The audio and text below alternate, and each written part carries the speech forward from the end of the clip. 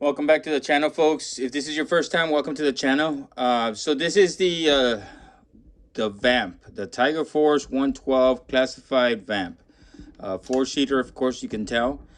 So this is pretty much the layout. I've been working on this for, I just found out looking back at my other YouTube videos, probably about 2 years. It's just on and off. I think I finish it. I want to redo something, or I want to work on something else. I can't figure a particular problem out, and then I shelve it and I come back to it. So that's why it's a long process. It's never linear with my projects. Unfortunately for you folks, you don't get a linear build, right? So this is pretty much gonna be the layout for the completed version of this. It's still not done. I still have a little tweaks here and there. One of the biggest things that I wanted to do was do a little bit of effects, and I added some removable lights here. Let me turn off one light. Okay, as you can see, it has a little switch where it has some effects for the blast effects.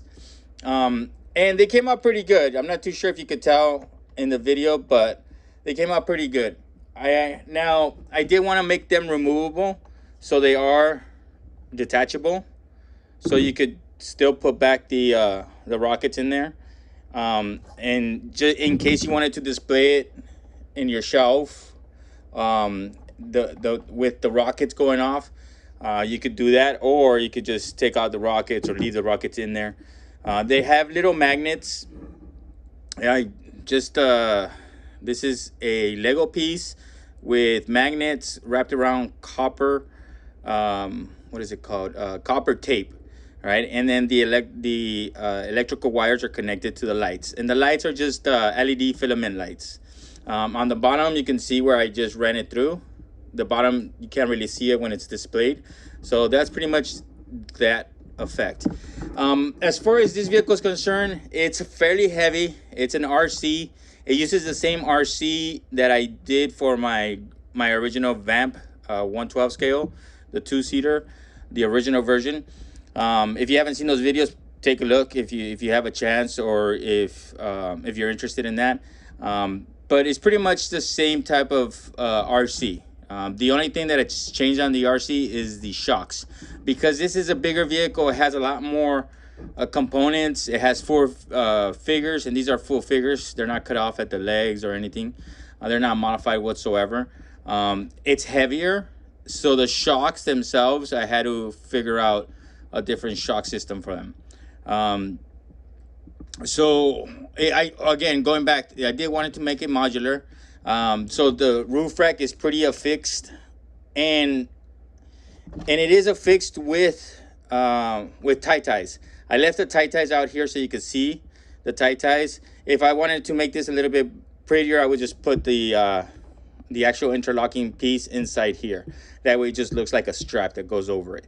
But this is pretty much affixed to it. I mean, it's not gonna go anywhere.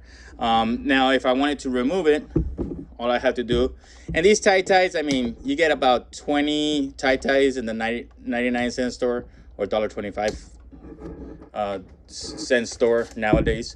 You get about 20 of these, so I mean, you could display it any which way. I did want to make it modular in order for kind of to go along with the vehicle's like intended purposes. You know, a fire team, depending on the mission they're gonna go, if they need more gear, if there's only going to be 2 people and then they have to deploy the ram, you know, it just gives you options. Also, this Gatling gun, of course, it is removable, so it's pretty affixed in there just by friction. I still have to paint this, of course, but it's still removable, and you can put it back into the ram cycle. The ram cycle, I did want to also make this whole rack itself is removable. There's 4 screws down here. You can remove it, and then I'm working on a pinto hook system, so I could remove the actual ramp and then have a pinto, so it could haul any kind of like trailer or another SAM, right?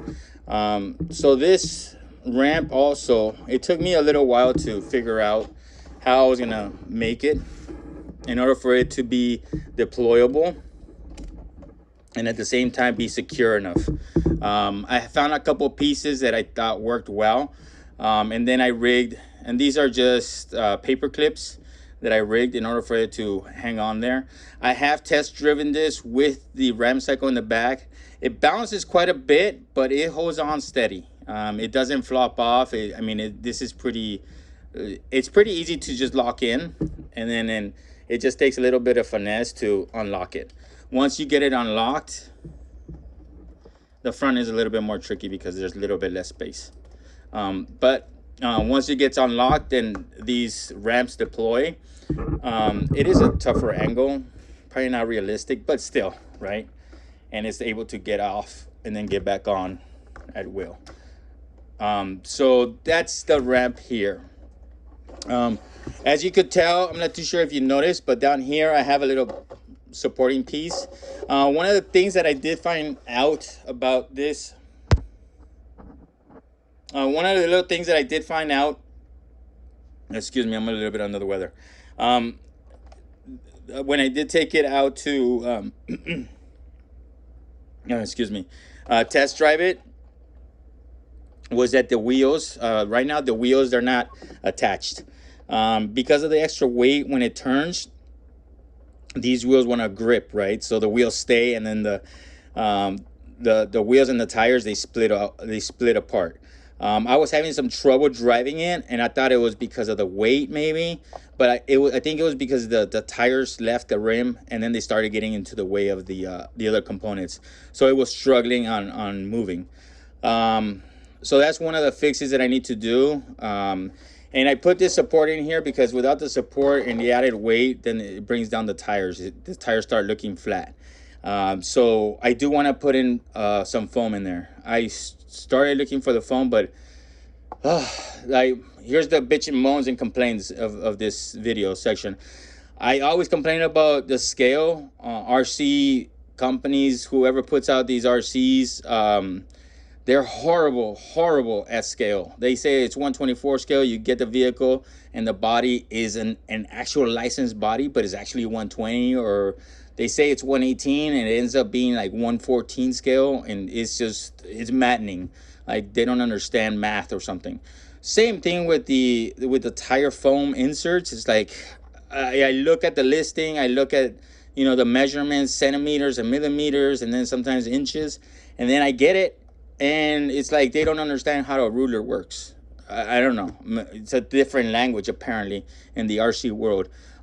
So maybe it's my ignorance, because I'm no expert in the RC world, by no means. But that's my bitch moans and complaints. So I do got to get some foam in there. I had to adjust the inside, the shocks. I think they're pretty good right now. It had some pretty good movement when I was test driving it. One of the other things that I did find out, I was super happy that I found a good spot for the battery. It fits right back here, and it slips right between the seats and the actual body, and then the connector is right in the center console. Unfortunately, it's right next to the motor. And then the heat, between the heat of the battery and the motor, now I'm just causing a situation where it's gonna overheat the battery, or it's gonna overheat the battery's gonna overheat the motor. So now I have to figure out where I can put the battery. I'm thinking up front, but there's also space back here. So that's one of those things that I had to figure out as well, to reconfigure the battery location, because it is heavy. The body that came with the original RC, it was a Lexan body, which is like a flimsy little plastic body. They're not flimsy. They could take a hit, but it's definitely not built for something like this. It does move. It moves good. It bounces good. It has some realistic speed. It's not a you're not gonna win any races. You're not gonna enter this into any races, but it's gonna take some pretty good amount of jumps and speed, and it looks realistic. I was also able to put in the headlights, the winch. The headlights are modified because they're too wide for any commercial headlights. So these two little lights are squares. When I bought them, there were 4 squares and they're intended to be floodlights, so I just put them next to each other, and then I filled in the gaps. They were almost perfect, but not quite. I still have to do a little bit of painting to just clean that up a little bit. You can see here the wire. What I used for the effects was actually the like I said, the LED filament lights, but then they're connected with the little connector that I just spoke about, but they're connected to T lights. It's kind of like what I did with this tiny bird. With this little bird, it's the same type of light that I used for this bird, and the same type of connector. This was actually my first time that I ever used those magnets and those connectors, and then these lights. I was kind of surprised that I was able to light up those LED lights. I actually ruined about 6 pairs of LED lights because I tried to connect them to the controller for the headlights and the winch, because that controller doesn't come with an amps output. So it said it could control lights. It can control these lights, but if you put them up to the filament lights, apparently it's too much voltage, wattage, amps. I'm not an electrical engineer, right? But I burnt out like, I don't know, like 2 or 3 pairs, which was pretty frustrating. I had to put it away and then come back to it next week because it was just like throwing away money, right? So lesson learned.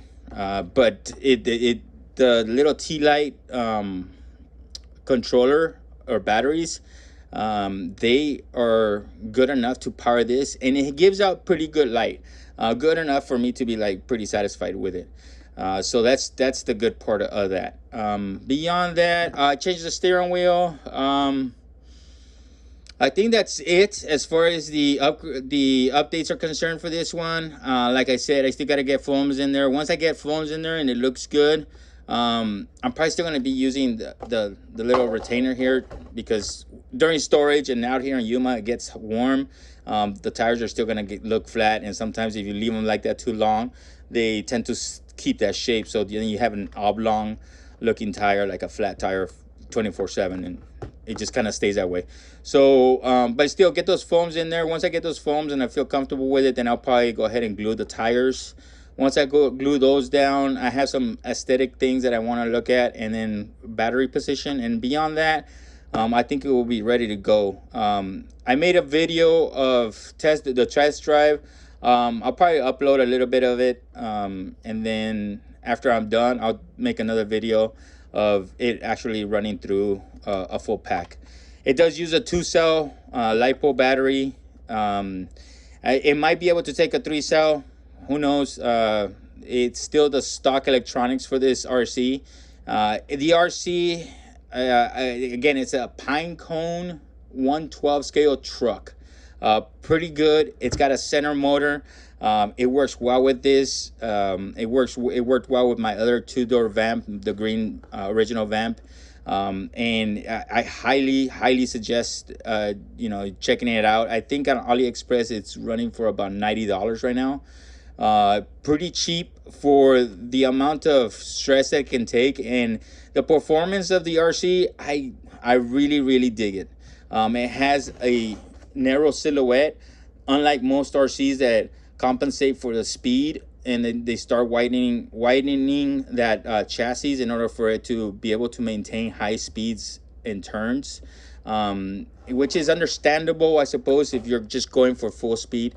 But the only thing is that the RC, instead of looking like a rectangle, it starts looking like a square, right? So you have this like boxed RC with like wheels that are sticking out all the way over here, which to me doesn't seem realistic, and it is not in keeping with the aesthetics of the RC, at least my aesthetics, right? I kind of wanted to maintain, some of the look of the VAMP in a realistic vehicle. And in a realistic vehicle, I would say the wheels aren't sticking out. Of course, there's those really modified vehicles out there that do have those wheels sticking out, and they look pretty cool, like the Jeeps and the monster trucks, or the mud trucks. But for the purposes of what I'm building, then this RC is the best one. One of the things that I did fail to mention is the shocks. The shocks did have this sitting huge, like really high. So what I did was build brackets on the arms themselves where it wouldn't impede any of the functions of the steering or the shocks absorbers. And then I put a strap in there. I was looking through, what was it, rally trucks, and I saw that they had those kind of retainers there, and I was like, oh, that's a brilliant idea, because when I did get the shocks that were able to support the weight, then they were too big, right? So now I had to play with different shocks, and I was like, okay, I already went through like 2 different sets and different positions, like might as well keep the ones that are working and then shrink them down. And I did that, and they function well. All right, so that was my fix in order for me to get the aesthetics that I wanted. It does sit a little bit higher than my green one, but I think it looks good. I think it compensates for the narrowness of this particular one compared to the green one. When I do the last review of this VAMP, when I'm completely done and feel satisfied with it, I'll make a side-by-side comparison between the green one that I built and this one, so you can see the differences, and then the comparisons, right? All right, folks. I think I covered it all. I probably went through it pretty quickly. I'm just not feeling too healthy right now. I'm a little bit under the weather. So, but again, if you have any questions whatsoever, if you want to build one of these, I could walk you through it. It's just time consuming. There's nothing genius about it. There's nothing really complicated. It's just patience. If you have any questions, shoot me a message through the YouTube channel on the video that you have a question about. I would definitely suggest look through all the videos for whatever build, and if you still have questions after that, then let me know, and then I can answer those questions or make a video addressing that particular question, because chances are if you had the question, then someone else had the question, and it's something that I might have overlooked or took for granted in explaining my process. All right, folks, thank you very much for watching. Take care of each other out there, take care of yourselves, and hopefully we'll see you soon.